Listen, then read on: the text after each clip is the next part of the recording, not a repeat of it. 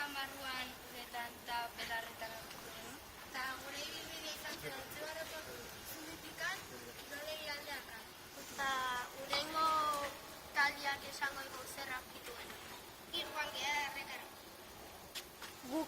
Guk aurkitu genuen albala, baldosa, plastikozko basua, eskularruak eta kauliak. Bai, sariak, zumuak, artopaketea eta paper asko. Gero ere bai aurkitu genituen konpresak, tampaksak, plastikozko boltsa pila bat, egurra, eta...